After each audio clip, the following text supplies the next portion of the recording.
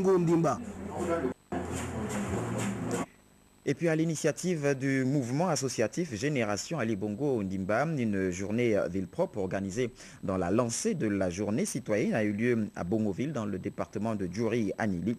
L'opération a connu une forte participation, une forte mobilisation. Le reportage de nos confrères de TV Masuku.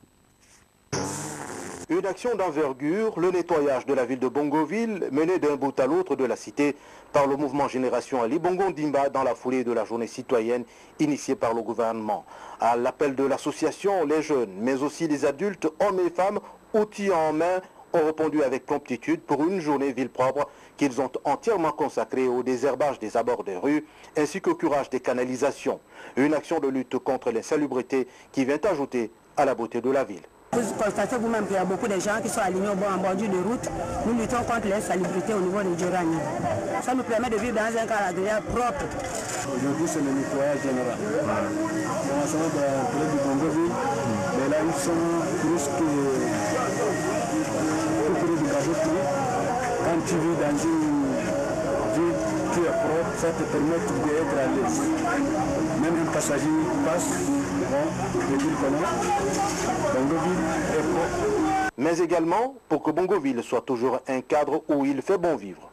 C'est une bonne chose en ce sens que le corps sain ne peut être en harmonie avec un esprit sain que s'il vit dans le milieu adéquat, c'est-à-dire dans un environnement sain et dans un milieu propre.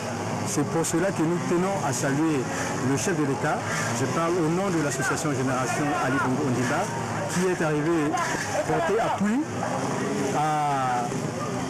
aux habitants de la ville de Bongoville pour que cette journée soit la plus belle possible.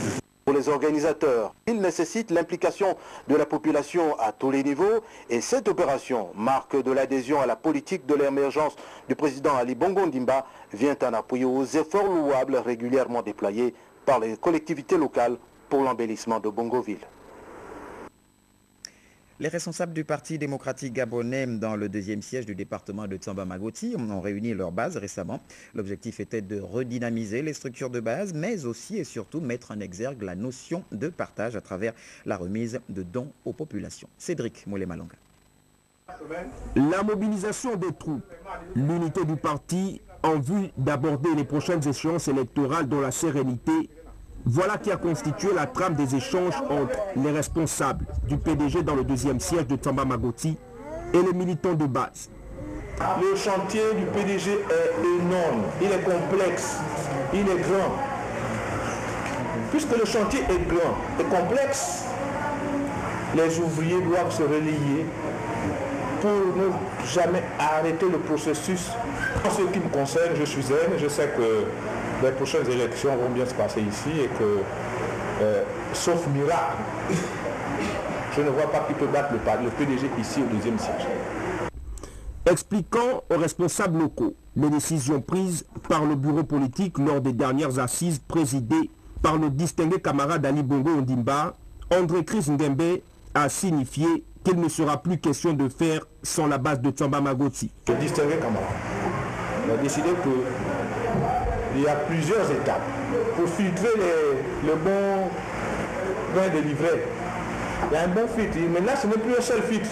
Ce séjour a permis aux députés de répondre aux multiples sollicitations des populations, longtemps abandonnées, et ce malgré son aspect historique et touristique.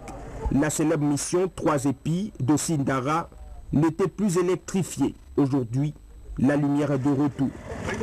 Ajoutez à cela des produits de première nécessité pour encourager l'encadrement pédagogique et soulager le corps enseignant, mais aussi et surtout contribuer à la politique de solidarité et de partage. Ce que nous enseigne non seulement notre parti, mais le distingué camarade Ali Bongo Ondimba, c'est l'amour. L'amour entre nous. Comme on le voit, André Ngembe n'était pas seul. Avec lui, le sénateur Christophe Bouango et Dieudonné Mondjo, tous élus de la contrée. À l'issue d'une formation continue au sein de l'ENA à Paris dans le domaine du cycle international de l'industrie, donc du cycle international, allions-nous dire, de l'administration publique, près de 30 lauréats étaient donc à l'honneur au cours d'une cérémonie de remise de diplômes où 2 Gabonais se sont distingués. Armel Baoulé.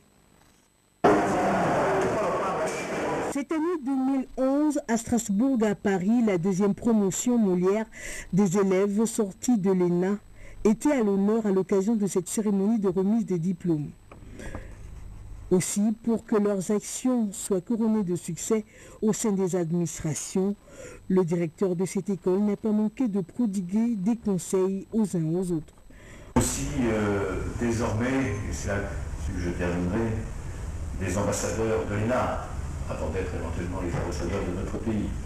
Vous êtes en effet porteurs des valeurs du service public français, européen, qui irriguent l'enseignement que vous avez reçu et qui nous semble devoir inspirer ceux qui se consacrent au service de la collectivité. C'est des valeurs de compétence, de probité, d'impartialité, le souci de la performance, de la bonne utilisation des deniers publics, la qualité, le souci de la qualité du service rendu. Ensuite, place à la phase de remise des diplômes et parmi les cadres qui se sont distingués au cours de cette formation continue, niveau poste universitaire, figure en bonne place 2 Gabonais, Jean-Pierre Abessolo-Mozui, la cinquantaine révolue, et sa collègue Miendi Kumba épouse Ntungu Shiman. Ils ont reçu leur diplôme et des félicitations devant un parterre d'invités. Mais dans la foule, on note l'absence des responsables de l'ambassade du Gabon à Paris à cette cérémonie.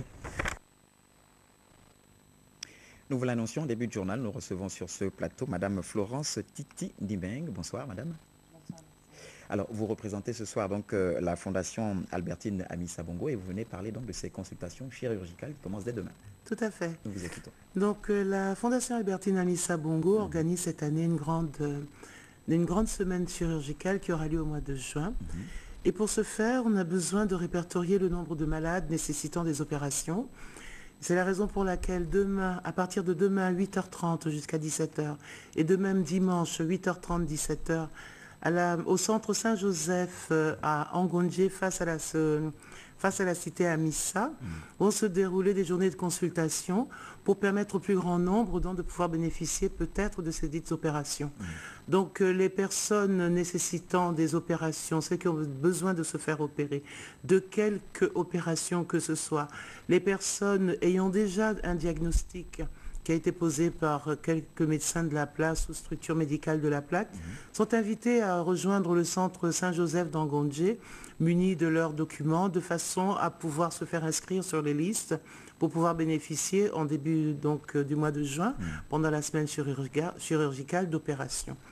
D'autre part, donc, tout type d'opérations seront possibles, aussi bien ophtalmologiques que gynécologiques, et j'en passe, et bien d'autres. D'accord. Simplement, c'est à partir de demain jusqu'à... De demain à dimanche. Demain à dimanche. Dimanche, 8h30, 17h, samedi et dimanche. C'est-à-dire dès demain matin, précipitez-vous à Angondje. Merci à vous, Madame Florence Titi Ndimeng, qui représente donc la Fondation Albertine Amissa Bongo. Et c'est avec justement cette bonne nouvelle, bien sûr, de la part de la Fondation que nous allons boucler cette édition des formations. L'équipe était constituée de Joseph Pungou, Sandrine Guirelli au VTR, bien sûr la réalisation assurée par Charles Savage, qui se joignent donc à nous, Jean de Dieu Mamboundou et moi-même. Un grand merci à Marie-Jo Moussavo Moundiengou sous le regard bienveillant de Yves Gislain Mitouma. On se retrouve demain lorsqu'il sera 20h et bonne suite des programmes sur la RTG Chaîne.